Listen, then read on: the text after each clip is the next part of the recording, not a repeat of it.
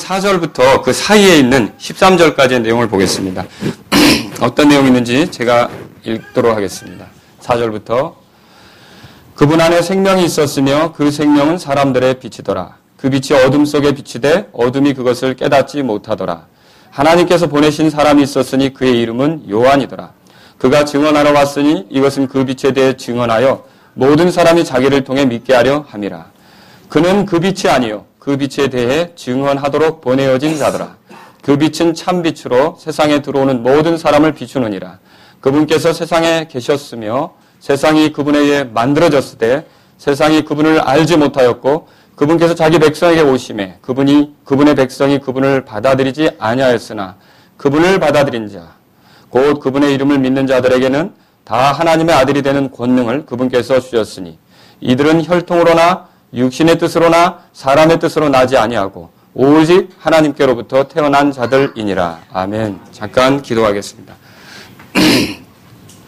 살아계신 하나님 아버지, 오늘 이 아침에도 우리 주 예수 그리스도께서 어떤 분이신지를 더 살펴보기 원합니다.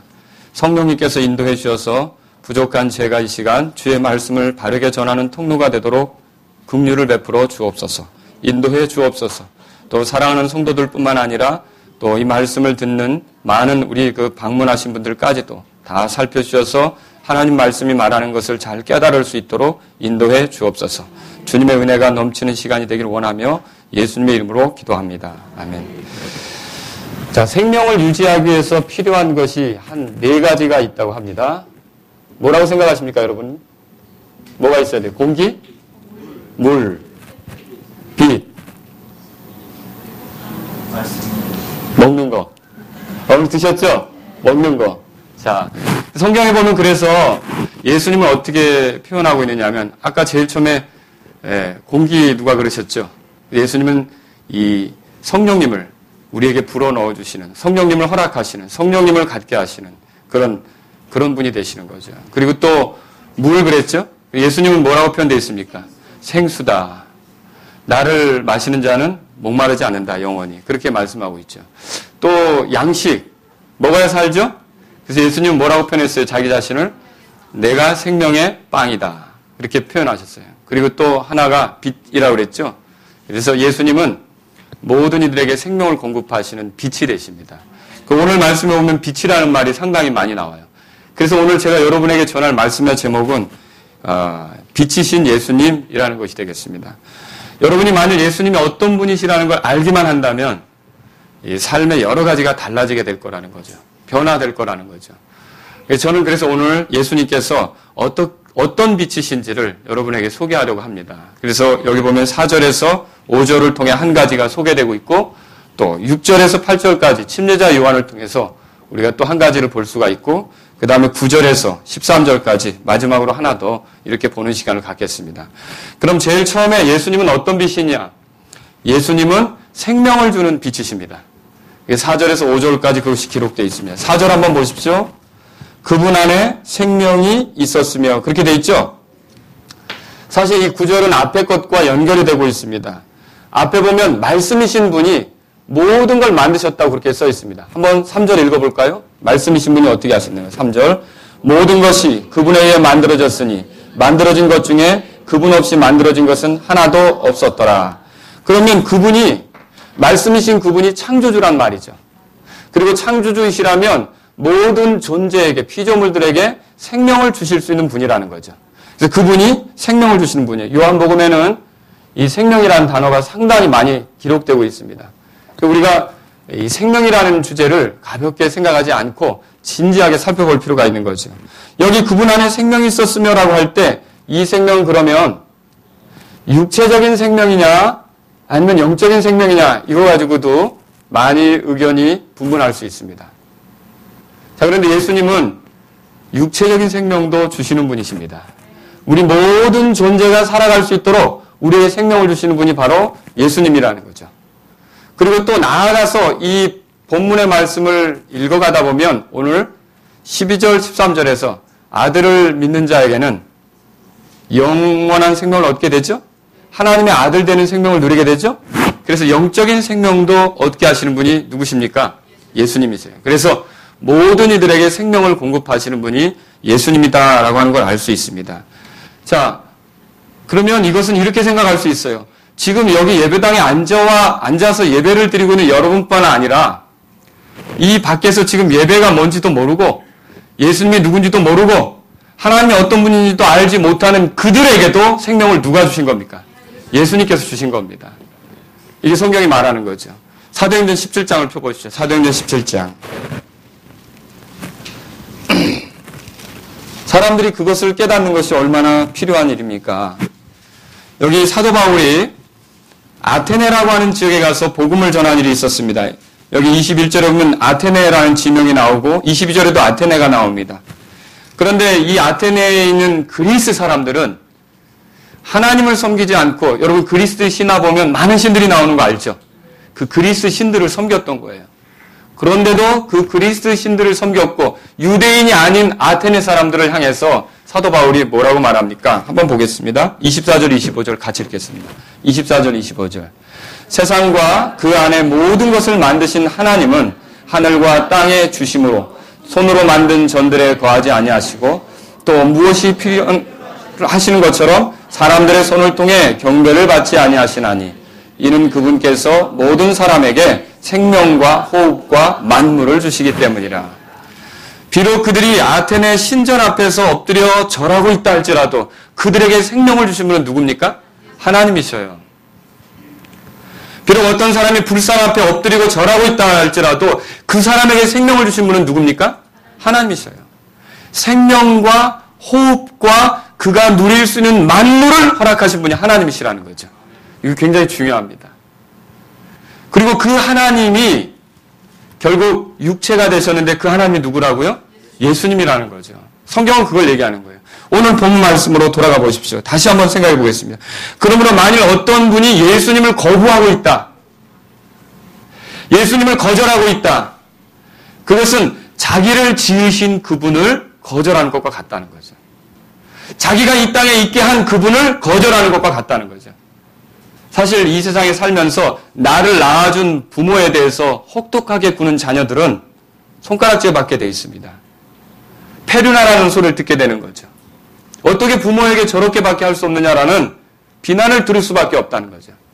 그래서 우리가 그렇게 한 사람들 보면 혀를 차면서 어찌 저럴 수 있는가라고 하는데, 만약 그런 혀를 차면서 얘기하는 사람이 예수님을 알지 못하고 예수님을 거부하고 있다면 자기를 이 땅에 있게 한 그 존재, 그분에 대해서 모욕적인 삶을 살고 있는 더 부끄러운 일을 하고 있는 거라는 거죠.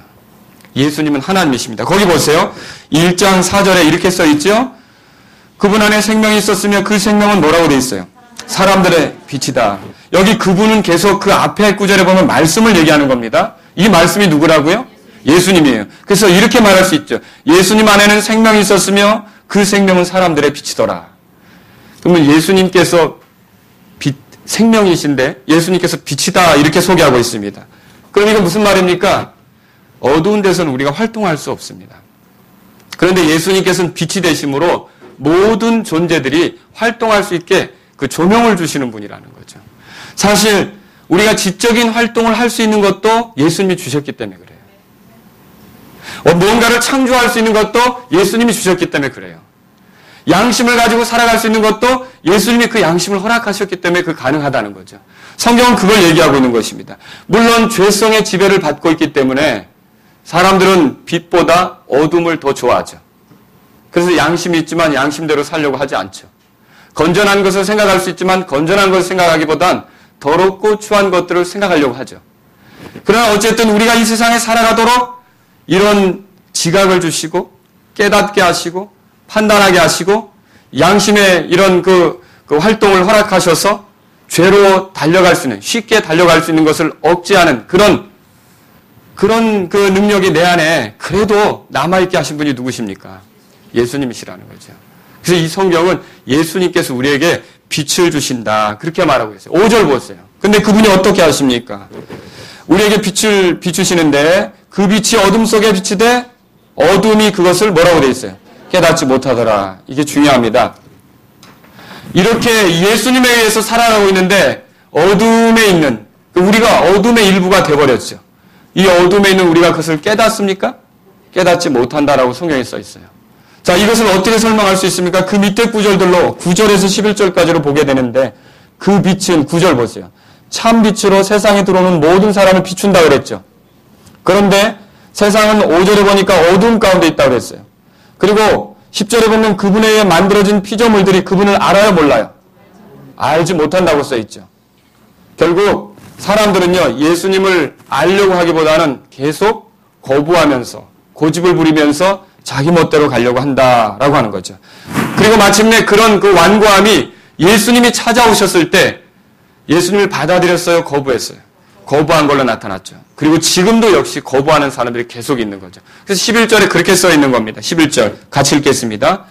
그분께서 자기 백성에게 오심에 그분의 백성이 그분을 받아들이지 아니하였으나, 예, 그래서 계속 거부하는 일이 생기고 있다는 거죠. 생각해 보세요. 여기 그 받아들인다는 말은 참빛 있죠. 9절에 말하는 그 참빛, 이 참빛을 참된 주인으로 예우한다는 거예요. 그런데 사람들은 예수님이 처음부터 계셨고 예수님이 영원하신 분이었고 예수님이 모든 걸 지으셨는데 이 예수님께서 그 지으신 피조물 세계로 들어오셨을 때 그 피조물들인 사람들은 어떻게 했느냐? 예수님을 거절했다라고 하는 거죠. 거부했다. 받아들이지 않았다라고 하는 것입니다. 그러나 그럼에도 불구하고 그 거부하는 사람들, 이 땅의 모든 사람들 향해 계속 생명이 있어서 살아가도록 허락하시는 분이 누구십니까? 예수님이라는 거죠. 예수님은 생명을 주시는 분이세요. 이 요한이 이걸 통해서 하고자 하는 말이 그거였어요. 예수님은 우리의 육체의 생명을 주신다. 나아가서는 우리가 하나님의 아들 되는 생명도 얻겠지만, 자, 두 번째로 생각해 볼 게 있습니다. 두 번째는 예수님은 증언을 받을 필요가 있는 빛이시라는 거죠. 그래서 6절에서 8절까지 보면 한 사람이 등장해요. 6절에 누가 등장합니까? 읽겠습니다. 하나님께서 보내신 사람이 있었으니 그의 이름은 요한이더라. 이 요한은, 이 요한복음을 쓴 요한은 아닙니다. 이 요한은 침례자 요한이죠. 그런데 이 요한이 와서 예수님에 대해서 전했다는 겁니다. 이거 참 중요한 일입니다. 하나님께서 메시아, 그리스도를 보내기 앞서 한 사람을 보내서 그가 메시아에 대해서 세상에 알리도록 그렇게 허락하셨던 거죠. 그럼 7절 보세요. 어떻게 했는가? 그가 와서 7절 그가 증언하러 왔으니 이것은 그 빛에 대하여 증언하여 모든 사람이 자기를 통해 믿게 하려 함이라. 그러니까 요한이 빛에 대하여 증언하러 왔다는 이 말은 사람들이 그 빛을 알아볼 수 없을 정도로 어둠 속에 있다는 거예요. 빛 가운데 살고 있지만 소경되었다는 거죠. 그들에게 빛이 있다고 알려주고자 요한이 활동했다는 것입니다. 그러면 이런 표현들을 볼 때 사람을 보내서 그 빛에 대하여 증언할 정도니까 이 세상이 얼마나 어둠 가운데 있는지를 깨닫겠죠. 이 세상이 얼마나 죄 가운데 타락해 있는지를 알겠죠. 그래서 이렇게 일깨우는 사람들이 올 필요가 있었다라고 하는 거죠. 그러나 여러분 이렇게 했는데 8절 보세요. 8절 우리 한번 보겠습니다. 8절 또 읽겠습니다. 시작. 그는 그 빛이 아니요 그 빛에 대하여 증언하도록 보내어진 자다 그랬어요. 자, 요한이 와서 자기를 소개하려고 한 게 아닙니다. 누구를 소개하려고 했던 거예요? 그 빛이신 예수님을 소개하려고 했던 거죠. 요한은 그분이 영원히 계신 말씀이셨는데 그 말씀이 우리를 지으신 분이셨는데 그 지으신 그분이 사람이 되셔서 내 뒤에 서실 것이다. 그러니까 비록 내 뒤에 서셨지만 나보다 앞섰다라고 요한이 말하죠. 요한복음 1장을 찾아보겠습니다. 요한복음 1장. 거기 보시면 뒤에 보십시오. 20 거기 보십시오. 7절. 27절부터 보겠습니다. 곧 내 뒤에 오시지만 뭐라고 되어 있어요? 예수님을 소개할 때 이렇게 하는 거예요. 내 뒤에 오시지만. 그래서 요한이 침례를 주잖아요. 나보다 뭐라고 되어 있어요? 앞서신 분이다. 영원부터 계셔서 나보다 먼저 계신 그분이라는 거죠. 나는 만들어졌지만 예수님은 만들어진 사실이 있어요. 원래부터 계셨던 분이에요. 영원히 계신 분이죠. 예수님은 하나님이셔요. 그리고 여기 보십시오. 그리고 27절에 나는 그분의 신발끈을 풀 자격도 없노라. 예수님의 말씀에 의하면 많은 대언자가 있었지만 여자가 낳은 자들 중에 요한보다 뛰어난 사람을 보지 못했다고 그랬는데 그 요한이 예수님에 대해서 뭐라고 말합니까? 나는 그분의 신발끈도 감당할 수 없을 만큼 아무것도 아니다라는 거죠. 아무것도 아니다. 자, 그 밑에 보십시오.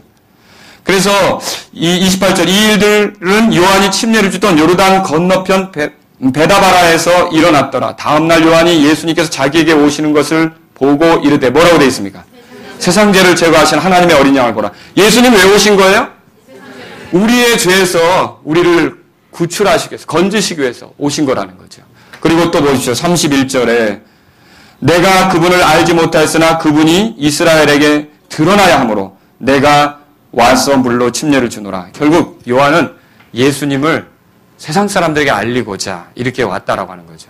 자, 이렇게 요한이 필요할 정도였다면, 그래서 빛이 있지만 본래부터 예수님께서 세상을 이렇게 빛을 비추고 계셨지만, 그러나 사람들이 얼마나 알지 못했으면 이러한 사람들이 계속 와서 예수님에 대해서 알려야 됐느냐라고 하는 거죠. 세상은 어둠 가운데 있습니다. 또 세 번째로 생각해 볼 게 있습니다. 자, 첫 번째로 예수님은 생명을 주시는 빛이라 그랬죠. 예수님은 증언을 받으신 필요가 있는 빛이라 그랬죠. 그리고 세 번째로는요, 예수님은 거부당한 빛이라는 걸 알 수 있습니다. 1장, 요한복음 1장 9절에 보십시오. 요한복음 1장. 그 빛은 참 빛으로 세상에 들어오는 모든 사람을 비추느니라 그랬어요. 여기 세상에 들어오는 사람은요, 아담부터, 아담이 첫 번째 사람이죠. 맨 마지막에 사람이 누군지 우리는 몰라요. 그러나 그 모든 사람에게 예수님이 빛으로서 빛을 비추고 있다는 거죠. 그럼 여기 앉아있는 사람들도 역시 예외 없이 예수님께서 빛을 비추는 그런 대상이라는 거죠.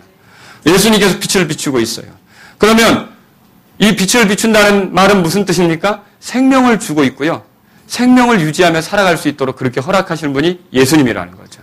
그래서요, 어떻게 합니까? 모든 걸 깨달을 수 있게 하는 것도 그분이시고요.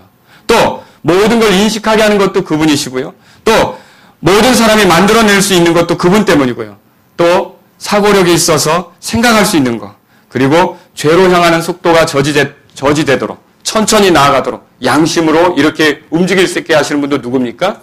예수님이시라는 걸 성경이 말하고 있는 거죠. 자, 이분을 가리켜 참 빛이라고 구절에 했죠. 이 참 빛을 잘 생각하고 있어요. 예수님은 참 빛이셔요. 세상에는요, 빛이라고 하지만 더 어둠으로 인도하는 빛도 있어요. 고린도후서 11장 보면 사탄도 자기를 그 빛으로 가장한다고 그랬어요. 빛으로 꾸민다고 되어 있어요. 그래서 광명의 천사잖아요. 그죠? 사탄이. 세상에 보면요, 사이키도 빛이에요. 그러나 이것은 더욱 흥청거리고 죄 가운데 떨어지게 만들죠. 그죠? 예, 모텔에 가면 음침한 빛이 있어요. 이것도 빛이에요. 그런 사람을 더 타락하게 만들어요. 참빛이 아니라는 거죠. 그러나 예수님은 참빛이 되십니다. 우리를 더 거룩하게 만드시는, 더 생명을 누리게 만드는 그런 참빛이라는 거죠. 또 이 참빛은 확실한 빛입니다. 구약에는 여러 가지 빛에 대해 보여주는 그런 어떤 그림자와 같은 역할, 그러니까 예표와 같은 역할을 하는 게 있었어요. 제사를 통해서도 우리가 하나님이 어떤 분이신지를 알 수 있어요. 율법을 통해서도 우리가 하나님이 어떤 분이신지 알 수 있어요.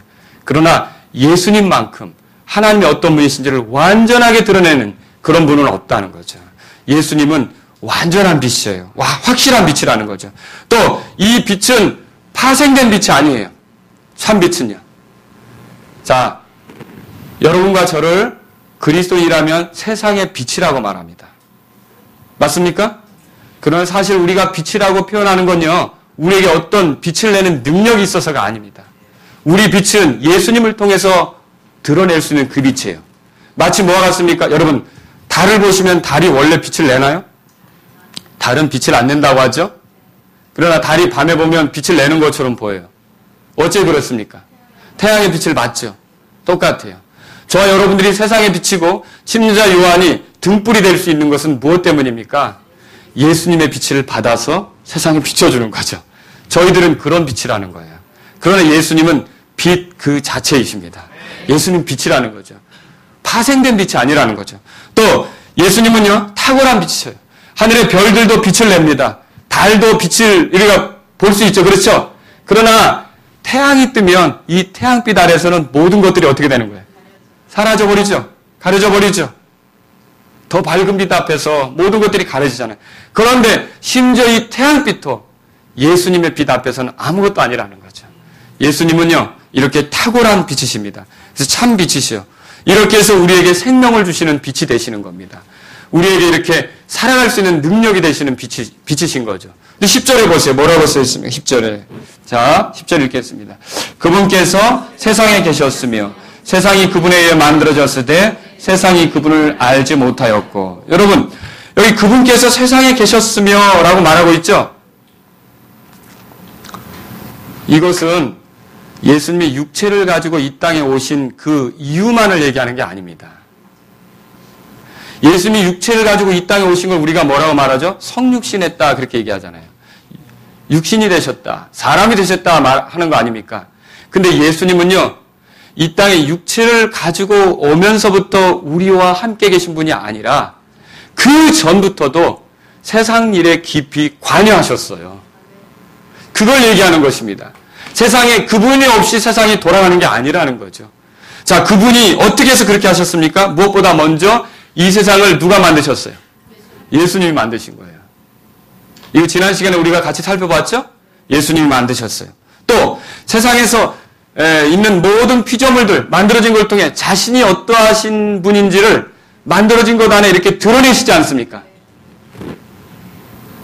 아이들하고 같이 이렇게 벌들이 말이죠. 집을 짓는 거를 본다든지. 그걸 보신 적 있으세요? 흰개미가 6mm밖에 안 되는 흰개미가 약 6m가 넘는 그 집을 지으면서 200만 마리가 모여서 사는데 거기 통풍시설이 잘 되도록 겉에는 꼭꼭 막혀 있거든요. 그런데 통풍시설이 잘 되도록 이렇게 그래서 그 안에 있는 것들이 열기 속에서 또 아프리카 같은 데 살아남는 거죠. 이런 걸 본다든지. 여러분 이런 걸 보면요. 하나님이 어쩌면 이렇게 놀라우신가를 우리가 그런 걸 보면 발견할 수 있어요. 그렇지 않습니까? 모든 피조된 세계 하나님께서 만드시고 또 사람들이 또 피조물들이 질서 있게 살아가도록 그렇게 하신 거 아닙니까? 우리는 이런 걸 보면서 하나님이 개입하시는 것을 볼 수 있다는 거죠. 예수님이 개입하신 흔적을 발견하는 거예요. 세상이 유지되도록 보존하시는 분이 누구십니까? 예수님이셔요. 말씀이신 그분이시란 말이죠. 자신의 섭리로 세상의 모든 일들을 배열하시고 질서 있게 그 일들이 일어나게 하시는 분이 누굽니까? 예수님이에요. 그래서 세상에 계신 거예요, 그분은. 또 모든 것들을 지배하시고 영향력을 미치시며 통치자들을 일으키시기도 하시고 통치자들을 그 통치 자리에서 내려오게도 하시고 누가 하시는 겁니까? 예수님이 하시는 거예요. 예수님이 세상에 계셔요. 모든 것들을 세상에 관여하고 계신다는 거죠. 빛과 생명으로서 사람들이 살아가고 피조물들이 살아가도록 허락하시는 분이 누구십니까? 예수님이셔요. 다양한 복을 인간에게 허락하시는 분이 누구십니까? 예수님이세요. 믿는 사람에게만 허락하십니까? 믿지 않는 자들에게도 허락하시잖아요. 예수님께서 이렇게 인간의 삶에 깊이 개입하고 계신다는 거죠. 유대인들에게 물론 약속을 주셨죠. 그분도 예수님이시고요. 또 성육하시기 전에 종종 육체가 되시기 전에 종종 사람의 모습으로 나타나시기도 했던 거 여러분 알고 계시죠? 아브라함에게 나타나셨던 분. 새 천사로 나타났는데 그 새 천사 중에 한 분이 누구십니까? 예수님 아니셨습니까? 그래서 두 천사는 소돔성으로 가고 이 한 천사라고 표현됐지만 이분은 주님이시지 않았습니까? 아브라함과 얘기했죠. 또 여러분 그 성경에 읽어보면 삼손의 아버지 마노아 그도 역시 주님을 목격했죠. 예수님을 목격한 거. 육체가 되시기 전에 말씀이신 그분이 잠시 드러난 거. 다니엘의 세 친구 어땠습니까? 풀무불 속에 들어가서 누가 함께 있는 걸 경험했습니까? 그 주님, 예수님께서 함께 육체가 되시기 전에 그분이 함께 있는 것을 경험했던 거죠. 그래서 결국 예수님께서는요, 이렇게 인간의 모든 일들에 정말 살아갈 수 있는 능력을 주시고 기회를 주시고 복을 주시는 분이 그분이시라는 거죠. 내가 구원받기 전에도 잘 살 수 있었던 것이 누구 때문이었습니까? 예수님 때문이었어요. 여러분이 지금부터 몇십 년 전에 구원받았는지 모르지만 그 이전에 구원받기 전에 삶이 있었죠. 그때도 내가 살아갈 수 있도록 생명을 주시고 여러 가지를 누리게 하시고 그분이 만든 질서에 따라 가면서 이것도 경험하고 저것도 경험하게 하시고 이 누구십니까? 누가 그렇게 하신 겁니까? 예수님이 그렇게 하셨다라고 하는 거죠. 11절에 보세요. 그런데 보세요. 자, 10절에 그분께서 세상에 계셨으며 세상이 뭐라고 돼 있어요? 그분에 만들어졌다고 돼 있죠. 근데 세상이 그분을 알죠. 그런데 구원받기 전에 여러분이 그분이 내 삶에 이렇게 생명을 주시고 누리게 하신 걸 알아챘어요? 몰랐어요? 몰랐죠. 모든 사람들이 다 그렇게 살고 있는 거예요. 지금 그렇게 살고 있다는 거죠. 그래서 심지어는 예수님이 찾아오셨을 때도 거부하는 일이 생기는 거죠. 11절을 다시 보겠습니다. 11절 읽겠습니다.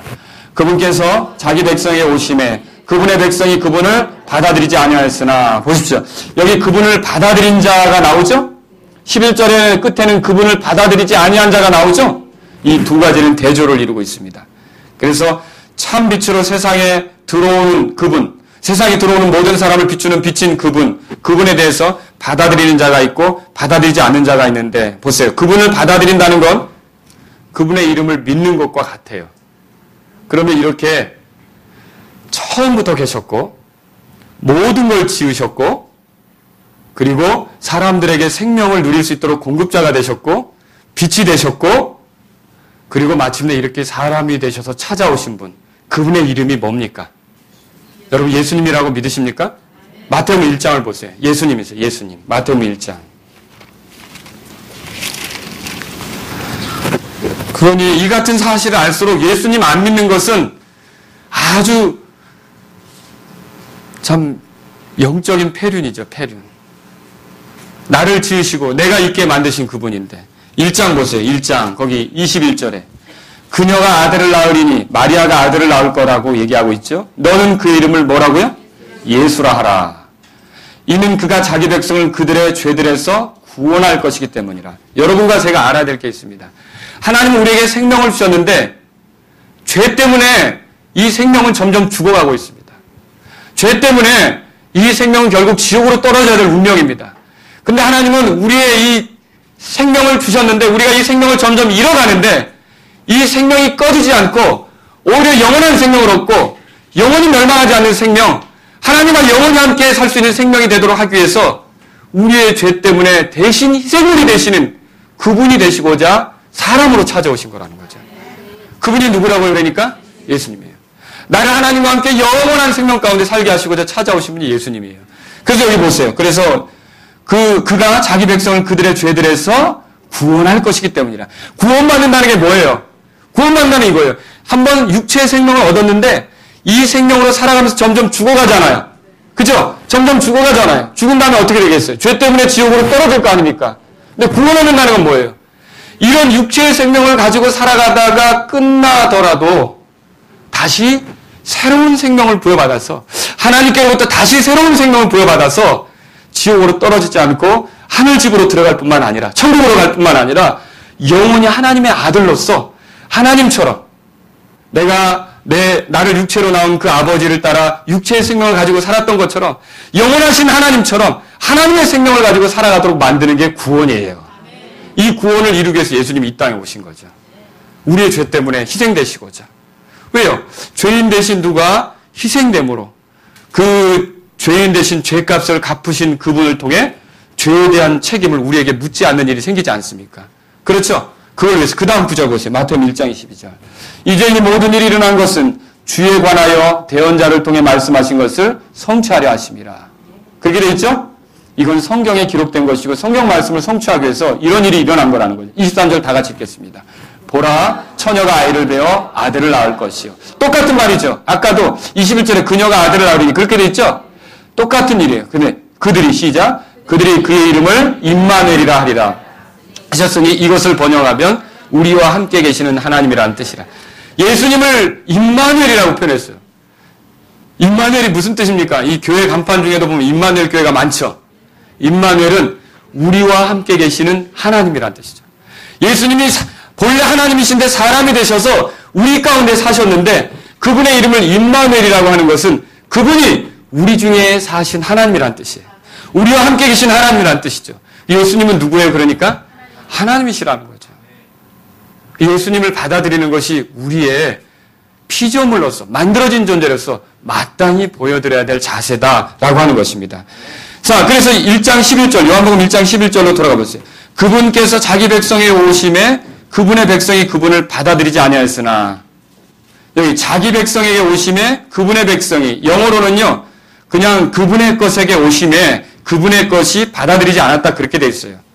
그런데 이거를 약간 헬라어의 도움을 받는다면 어떻게 이해할 수 있냐면 앞에 것은 어떤 남자냐 여자냐를 얘기하는 게 아니고 그냥 어떤 그 물건을 지칭할 때 쓰는 그런 표현이란 말이죠. 그럼 어떤 거예요?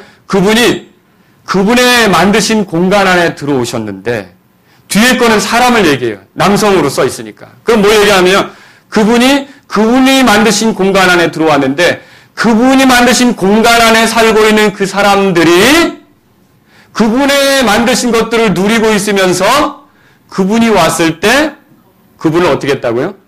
이게 얼마나 심각한 거냐는 거죠. 자, 우리 집에서 토요일마다 이렇게 이제 잠을 자는 조카가 있다고 합시다. 예. 그런데 이제 그 조카가 어느 날 제가 좀 피곤하고 늦게 일을 하고 있어서 딱 집으로 들어가는데 누구세요? 저희 집에서 밥 먹고 저희 집에서 다 했고 그런데 여러분 그거 있을 수도 없는 일이죠. 그런데 만약 저보고 왜 여길 들어오려고 왔어요? 누구세요 도대체? 아니 그 집은 우리 집인데 저보다 먼저 들어와 있다는 이유로. 그죠? 제가 아침에 없는 사이에 나갔는데 그러면 나를 거부한다고 생각하면서 이건 생각할 수도 없는 일이죠. 그죠? 그런데 사람들이 그와 같은 꼴로 살고 있다는 거죠. 그분이 만드신 땅에 살고 있어요. 그분이 만드신 환경에 살고 있어요. 그분이 주신 것들을 먹고 있어요. 그분이 주신 것들을 누리고 있어요. 그분이 주셔서 모든 것들을 즐기고 있어요. 그분이 허락하신 기회들을 얻고 있어요. 그런데 그분이 그들을 위하여 찾아오신 거예요. 그들 중에 함께 있기 원해서 임마누엘로 우리와 함께 계신 하나님이잖아요. 임마누엘로 찾아오신 거예요. 그래서 그들 중에 있으려고 했더니 사람들이 어떻게 한 거예요? 거부했다는 거죠. 그래서 결국 그분을 어디로 몰고 갔습니까? 십자가로까지 몰고 간 거 아닙니까? 얼마나 사람들이 그분을 거절하고 있고 거부하고 있느냐라고 하는 거예요. 지금도 마찬가지예요. 지금도 사람들이 그분을 받아들이지 않고 있어요. 이것은 심각한 일이다라고 하는 거죠. 그런데 여기 보세요. 12절에 그분을 받아들인 자, 곧 그분의 이름을 믿는 자들에게는 그랬어요. 그럼 뭐예요? 자, 처음엔 몰랐지만 그분이 그런 하나님이셔? 그분이 나를 지으신 분이셔? 그분이 나에게 생명을 주신 분이셔? 그분의 빛에 의해서 내가 지금 생명을 유지하고 있는 거야? 몰랐는데. 그런데 그 예수님을 바로 그분으로. 그런데 그 하나님께서 나를 구원하시려고 찾아오신 거구만.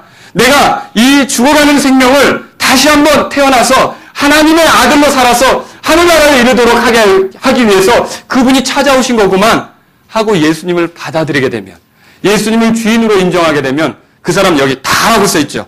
예, 그분을 받아들인 자, 그분을 받아들인 자는 뭡니까? 이건 누구든지, 그러니까 이게 뭐예요? 모두 예외 없이 그런 사람들은 어떻게 되는 거예요? 다라는 의미인데 누구를 막론하고 뭐가 되는 거예요? 여러분 믿으십시오. 이 예수님을 받아들이면 뭐가 되는 거예요? 하나님의 아들이 되는 거예요. 하나님의 아들이 되는 거죠. 그럼 뭐냐면 죽어가는 생명이 아니라, 물론 죽어가는 생명도 우리가 가지고는 있죠. 그 60년이나 70년, 80년 살면 죽겠죠. 그런데 내가 이 예수님을 믿는 순간 나는 하나님의 아들이 된다는 말인데, 하나님의 아들이 된다는 말은 하나님의 자녀로서의 생명을 내가 갖게 된다는 거죠. 그래서 육체가 끝날 때 내 삶이 다 끝나는 게 아니라 나는 지금부터 영원한 생명을 가지고 있고 육체의 껍데기만 벗어버릴 뿐 내가 하나님의 자녀로서 하나님의 집에서 하나님과 함께 영원히 살게 된다는 걸 지금 이 말이 하고 있는 거라는 거죠. 이 영원한 생명을 누리는 거예요. 이것은 누구든지 그래요.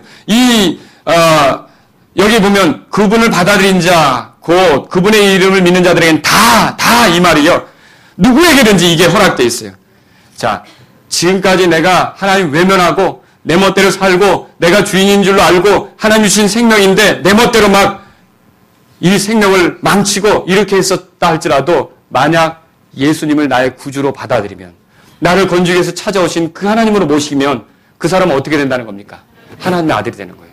유대인이든지 이방인이든지 아시아 사람이든지 아프리카 사람이든지 키가 크든지 작든지 남자든지 여자든지 세상에서 빚을 많이 졌든지 부자든지 상관없어요. 예수 그리스도를 구주로 받아들이게 되면 어떻게 되는 거예요? 하나님의 아들이 되는 거예요. 하나님의 자녀로서의 생명을 누리게 된다라고 하는 것이죠. 그런데 이건 또 반대적인 것들도 보여줘요. 누구나 다 하나님의 아들이 되는 건 아니라는 것도 보여줘요. 어째 그랬습니까? 받아들이지 않는 사람이 사실은 더 많거든요. 받아들이지 않는 사람이 더 많거든요. 그러면 그분을 받아들이지 않으면, 그분을 주님으로 예우하지 않으면 이 땅에서 아무리 화려하게 살았어도 어떻게 된다는 겁니까? 그냥 생명이 꺼질 때 같이 멸망길로 떨어지는 것뿐이라는 거죠. 지옥으로 떨어지는 것뿐이라는 거죠. 그러나 소망이 있습니다. 이 생명을 주시는 분, 빛이신 분, 우리의 삶에 관여하셔서 우리를 더 복되게 하시려고 하는 이분, 예수님을 나의 구주로 받아들이게 되면 그 사람은 이 생명이 날마다 쇠퇴해가는 것 같아도 속에서 하나님의 자녀된 생명은 날마다 새로워져서 하나님의 자녀로서 영원한 영광을 누리게 될 줄로 믿으시기 바랍니다. 이 성경이 말하는 거죠. 여기 12절에서 그래서요 이렇게 써 있어요. 그분을 받아들인 자들에게는 뭐라고 돼 있어요? 다 하나님의 아들이 되는 권능을 그분께 주셨으니 여기 권능이란 말이 나오죠. 이 권능이란 말은 무슨 말입니까? 이 권능이란 단어는요 어떤 뭘 파쇄시키는 그런 능력의 그런 의미라기보다도 지위를 얘기하고 있어요. 어떤 위치를 얘기하고 있어요. 그럼 우리가 예수님을 구주로 믿고 하나님의 아들로 받아들이면 우리가 어떤 존재가 되는 거예요? 하나님의 아들 된 지위를 얻게 된다는 거죠. 물론 하나님의 아들답게 살지 못할 때도 있겠지만 하나님의 아들 된 지위를 얻어서 그 지위에 따라 하나님에게 대우받고 하나님께서 우리를 영원히 인도하시는 그런 존재가 된다는 말씀이 되는 것입니다. 여기 예수님을 믿지 않으면서도 자신을 마치 하나님의 자녀인 것처럼 말하는 사람들은 잘못 말하고 있는 거예요. 왜냐하면 예수님을 믿어야만 하나님의 아들이 되는 거예요. 예수님을 믿어야만. 이게 성경의 말이죠. 그러니까 그냥 내가 교회 오랫동안 다녔다고 해서 하나님 아들 되는 거 아닙니다. 내가 성경 좀 읽었다고 해서 하나님 아들이 되는 거 아닙니다. 내가 착한 일 많이 했다고 하나님 아들이 되는 거 아닙니다. 봉사활동 많이 하는 거 가지고 하나님 아들 되는 거 아닙니다. 물론 우리는 그렇게 살아야 합니다. 착하게 살아야 합니다. 또 봉사활동도 많이 해야 합니다. 그리고 남도 많이 도와줘야 됩니다. 그러나 우리가 하나님의 아들 되는 길은 다른 데 있지 않고요. 이렇게 영원하신 그 하나님, 모든 걸 지으신 그 하나님, 사람들에게 생명과 빛을 주시는 그 하나님, 그리고 사람이 되셔서 우리를 구원하기 위해 찾아오신 그 하나님, 누구요? 예수님을 내가 받아들일 때 그 사람이 하나님의 아들이 되는 것입니다. 이 성경이 말하는 것이죠. 그래서 성경을 찾아보세요. 갈라디아서 3장 보세요. 갈라디아서 3장.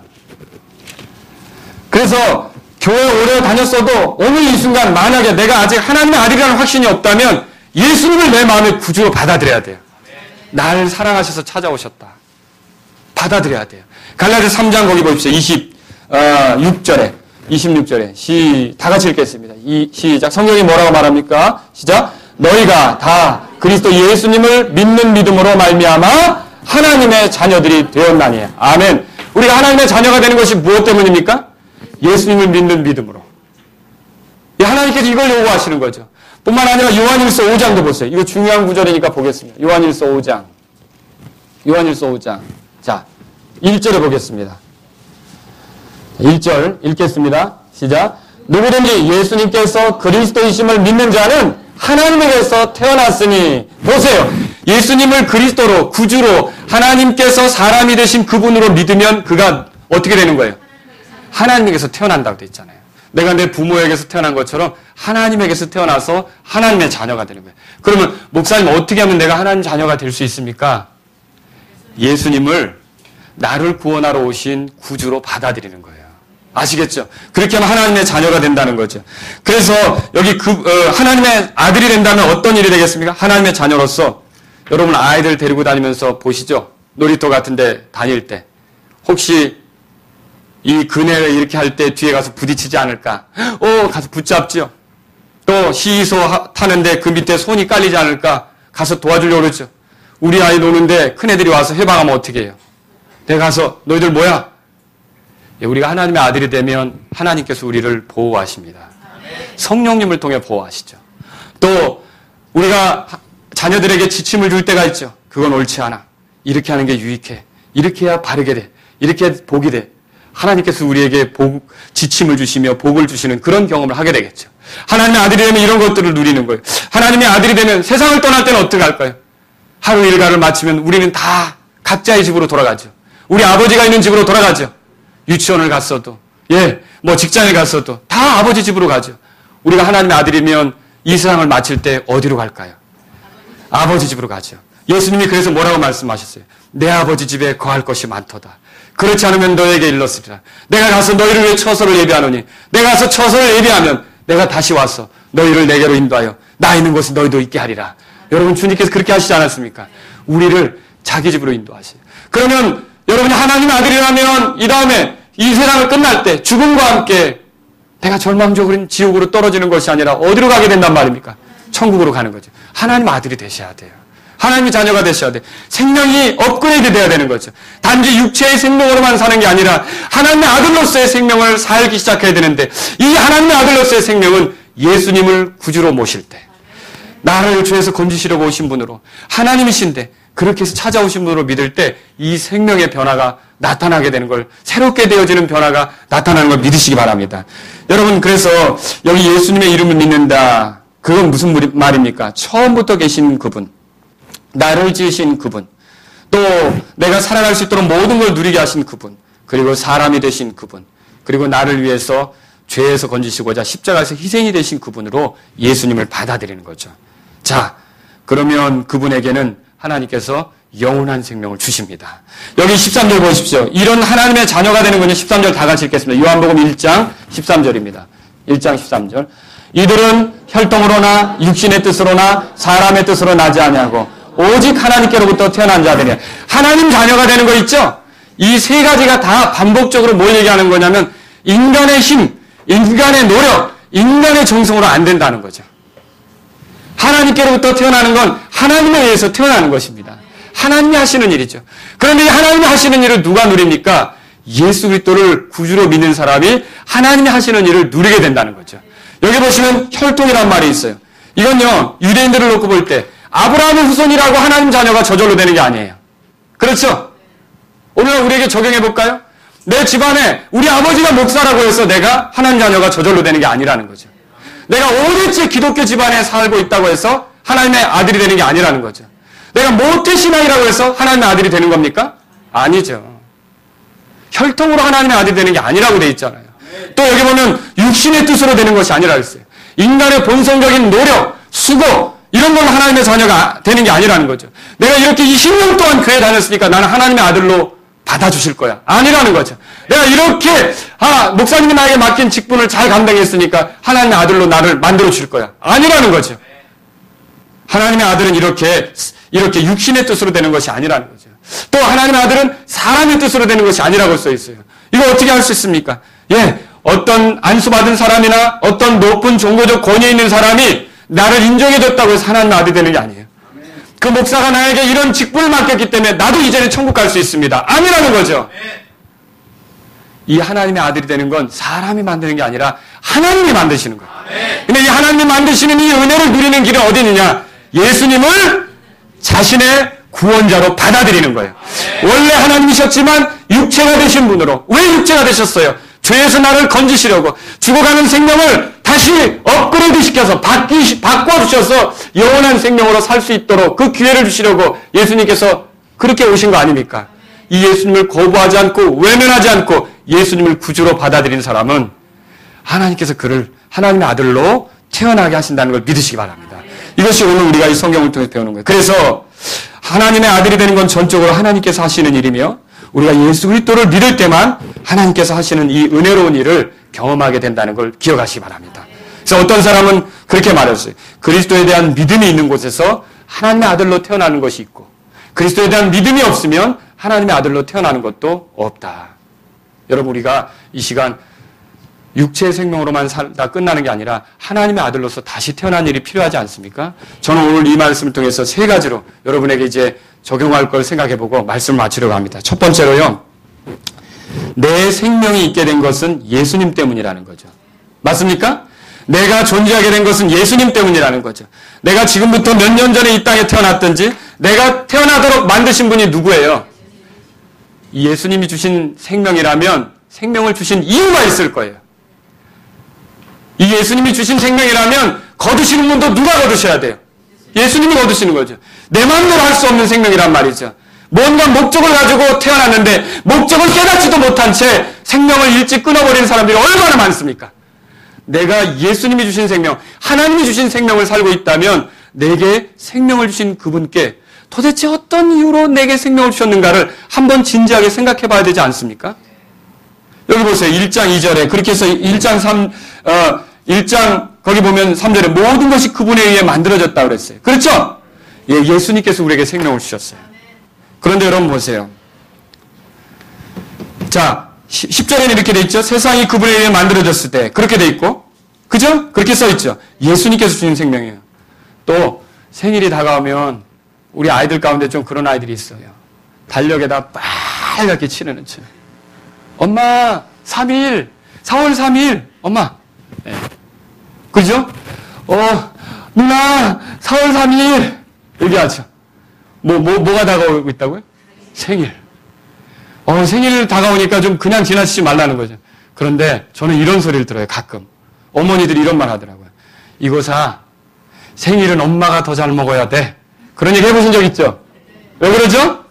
누가 더 고생했어요? 엄마가 더 고생했죠. 엄마의 은혜로 있는 거 아닙니까? 그렇죠? 그 철이 들면 어때요? 진짜 철이 든 아이들은 그렇죠. 아이, 엄마 절 낳아주셔서 고마워요. 하고 생일날 자기 잔치가 아니라 엄마에게 오히려 선물을 해오겠죠. 그죠? 기대해보세요. 올해 이제. 예. 생일날 선물해 오는지. 예. 그렇게 할 거란 말이죠. 근데 생각해보자는 거죠. 어머니가 고생해서 태어났어요. 그래서 그걸 기억하는 거죠. 여러분과 제가 이 땅에 있게 된 게 누구 때문이라고요? 예수님 때문이에요. 그런데 수십 년을 생일치레하면서 정말 내가 얼마나 예수님을 기억했습니까? 내가 얼마나 예수님을 생각해 봤습니까? 내가 그분으로 있게 되어서 여기까지 온 건데 내가 얼마나 그분을 기억하며 살았습니까? 만일 그렇게 하지 않았다면 오늘 나를 이 땅에 있게 하신 그분에 대해서 좀 마음을 열어서 감사를 표하고 정말 주님 때문에 내가 여기 있게 됐으니 주님의 목적대로 가치 있는 삶을 살게 해달라고 나아가시지 않겠습니까? 그것이 우리에게 필요한 거라는 거죠. 그분에게 어떤 감사도, 그분에게 어떤 사랑도, 그분에게 어떤 경의도 표하는 일 없이 무작정 인생을 살 것이 아니라 나를 여기 있게 하셨다면 주님의 뜻에 맞게 살아보길 원합니다. 라고 나가야 되지 않겠습니까? 또 두 번째로 생각해 볼 게 이겁니다. 첫 번째는 내 생명이 있게 된 것이 누구 때문이라고요? 그러면 내 생명이 유지되어 온 것도 예수님 때문이에요. 내가 살아온 것도 예수님 때문이에요. 내 혼자의 노력으로 산 게 아니에요. 태어나서 단지 길거리에 버려졌다고 생각해 보세요. 우리가 어떻게 여기 있겠어요? 그런데요, 누군가의 손에 맡겨지도록 그 누군가를 준비시켰어요. 하나님이. 뭔가를 먹을 수 있도록 먹을 걸 또 하나님께서 사람들이 만들어내도록 허락하셨어요. 하나님에 의해서 내가 지금 여기까지 살아온 거 아닙니까? 여러분, 이것들을 기억한다면 우리가 이 하나님의 은혜에 대해서 귀하게 여기며 하나님께로 향할 필요가 있다는 것이죠. 그 생명은 사람들의 빛이라고 했어요. 그 빛은 참빛으로 세상에 오는 모든 사람들을 비춘다고 그랬어요. 그 빛이 세상에 계셨다고 그랬어요. 내가 살아가도록 돕는 분이 누구예요? 내가 이것저것 생각해낼 수 있도록 능력을 주신 분이 누구예요? 재능을 주신 분이 누구예요? 건강을 주신 분이 누구예요? 좋은 사람을 붙여주신 분이 누구예요? 여기까지 경배하도록 인도하신 분이 누구예요? 예수님이시죠. 여러분 그걸 믿으십니까? 자, 또 제가 이런 얘기 해드릴게요. 구정 때 되면 세배를 아이들이 하죠. 이 구정 다가오면 진짜 기대가 됩니다. 이번에 수입이 얼마나 될까? 그렇죠? 그래서 뭐 진정으로 세배보다는 관심이 뭡니까 온전히? 예, 이거죠, 이거. 그런데 진짜 구정 명절 세고 힘들면 어머니 주머니 속은 텅텅 비게 돼요, 오히려. 그런 경험 해보신 적 있죠? 그래서 이제 아들에게 얘기하죠. 얘야, 너 있지? 조금만. 그런데 이거 내 돈인데 이렇게 얘기하죠. 그런데 우리 아이들 중에 이런 세뱃돈을 아버지 어머니가 아니었으면 만져볼 수 없었다고 생각하는 아이들이 얼마나 될까요? 실제로요, 그 아버지 어머니의 자녀로 태어났으니까 아버지 어머니의 친지들에게 세배할 때마다 돈을 받는 거 아닙니까? 그 아이들이 만든 돈은 다 누구 때문에 만든 거예요, 실상은? 아버지 어머니 때문에 만든 거 아닙니까? 그런 거 아니에요? 아이들 인정하세요. 인정하세요. 그런 거죠, 그렇죠? 그런데 진짜 이걸 얼마나 인정하며 사느냐는 거죠. 근데 우리가 지금 웃었지만 사람이 그와 같다는 거예요. 하나님이 주셔서 누리고 있어요. 하나님이 허락하셔서 이것도 하고 저것도 하고 하는 거예요. 근데 얼마나 하나님을 생각하면서 경의를 표하고 감사하느냐는 거죠. 우리가 이런 것들을 회개할 필요 있지 않습니까? 우리가 돌아설 필요가 있지 않습니까? 뭐 제가 아이들에게 이걸 원한다고 해서 이제 돈을 갈취하거나 그럴 생각은 아닙니다. 예를 들어 어제 같은 경우도 점심 식사를 먹고 나니까 우리 둘째가 다가오면서 이름은 저희들이 몰라도 됩니다, 여러분들이. 아이스크림을 딱 뚜껑을 따더니 아빠 한 입. 그 한 입의 행복을 아십니까? 초콜릿 같은 거 사오면 우리 셋째가 와서 딱 초콜릿을 주면 아빠 하나 맛보세요. 그것의 그 맛을 아십니까, 여러분? 근데 저는 그렇게 야, 됐어, 너 먹어. 이렇게 하지 않아요. 왜냐면 아이들이 그걸 알아야 되니까. 먹기 싫어도 고맙다. 계속 그렇게 하죠. 근데 보세요. 제가 한 입 먹는데 만약에 해가지고 밑에 초콜릿만 남겼다면 어떤 일이 벌어지겠어요? 저는 그렇게 안 한다고요. 그래도 어떻게 합니까? 아이들이 그 준 것을 먹으면서 고맙다. 아빠 때문에 엄마가 사준 거 먹고 있고, 얘 이렇게 해서 얻고 있고, 감사를 표현하잖아요. 우리가 하나님을 섬기면서, 하나님의 은혜로 살고 있으면서, 좀, 한 입의 기쁨을 하나님께 드려야 되지 않겠습니까? 하나님, 먼저 생각해야 되지 않습니까? 하나님, 이거 주님 때문에 얻은 겁니까? 라고 표현해야 되지 않습니까? 그런데 우리는 우리가 누린 것이 다 내 건 걸로 생각해요. 물론 그렇죠. 내 이름으로 계좌가 오픈이 돼 있고, 내 이름으로 등기하고 있고, 내 이름으로 차를 계약하고 있고, 내 이름으로 다 하고 있으니까 다 내 건 일로 생각하고 있어요. 그러나 실상은 그분이 주셔서 누리는 겁니다. 내가 뭔가를 주님께 드린다 할지라도 내 거를 드리는 것이라고 생각하는데요. 손해를 보는 거라고 생각하는데요.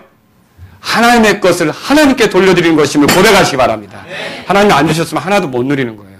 그래서 우리가 감사하는 태도, 드리는 태도, 이런 것들을 바꾸는 우리들이 될 수 있기를 바랍니다. 세 번째로요. 내 생명은 첫 번째로 뭐라고 했어요? 내 생명이 있게 된 것은 예수님 때문이다. 내 생명이 유지되어 온 것도 예수님 때문이다. 내 생명이 업그레이드 되는 것도 예수님 때문이에요. 내가 하나님의 아들이 되는 것도 예수님 때문이라는 거죠. 예수님은 내 인생을 한번 바꿔주려고 오셨어요. 왜냐하면 지금 내가 갖게 된 건 죄 때문에 멸망으로 가는 그 생명을 가지고 있거든요. 이 멸망하지 않고 영원히 살 수 있도록 하기 위해서 예수님께서 내게 새로운 생명, 영원한 생명, 하나님의 아들이 되는 생명을 주시려고 이 땅에 오셨다라고 하는 거죠. 그렇다면 우리가 이 예수님 앞에 보여드려야 될 자세가 무엇입니까? 여러분과 제가 이 시들어가는 육체의 생명으로만 만족한다면 계속 예수님을 거부할 것입니다. 그러나 하나님이 나에 대한 계획이 그것이고 내가 죽음과 함께 모든 것이 끝나고 지옥으로 던져지는 게 아니라 죄로부터 건져져서 하나님의 아들로서 하나님의 집으로 가고 영원한 생명을 누리는 것이 하나님의 계획이라면 나를 위해 이 땅에 찾아오신 예수님을 내가 거부하지 않고 그분의 이름 그대로 나를 죄에서 건지실 분으로 받아들입니다. 나의 주님으로 고백합니다. 이렇게 하셔야 되지 않겠습니까? 또 이미 그렇게 하신 분들은 아들 되는 지위를 누리고 있는데 이 지위를 생각해 보세요. 이 지위는 그 어떤 것보다도 고귀한 지위라는 것을 여러분 마음속에 확신을 가지고 살아야 되지 않습니까? 워너메이커라고 하는 백화점 왕이 있었습니다. 이 상업을 잘했죠. 사업을. 자, 대통령이 그 당시에 이 사람이 있었을 때 대통령이 장관직을 맡아달라고 했어요. 그런데 장관직을 거절했어요. 이 거절한 이유가 특이해요. 왜 거절했냐 할 때 주일학교 교사 일이 방해받을 것 같아서. 내가 일하다 보면 바빠서 주일학교 교사 일을 못할 것 같다는 거죠. 뭘 더 중요하게 생각한 거예요? 주일학교 교사예요. 그래서 대통령이 다시 전화했어요. 주일학교 교사 일이 본업이고 장관 일이 부업이다. 그러니까 좀 꼭 맡아달라. 여러분 이런 얘기가 있습니다. 자, 여러분과 저의 삶의 가장 중요한 지위가 무엇입니까? 이 예수님을 통해 업그레이드 돼서 하나님의 아들 된 지위를 얻게 된 이 지위가 가장 귀한 거 아닙니까? 이 지위를 흔들려고 하고 있거나 이 지위를 가지고 살아가는데 방해하려고 하고 있거나 이 지위를 내가 누리는 데 있어서 위태롭게 할 만한 것들에 대해서 망설이고 고민할 필요가 뭐가 있습니까? 이 지위를 더 확고하게 세우는 저와 여러분이 될 수 있기를 주의 이름으로 바랍니다.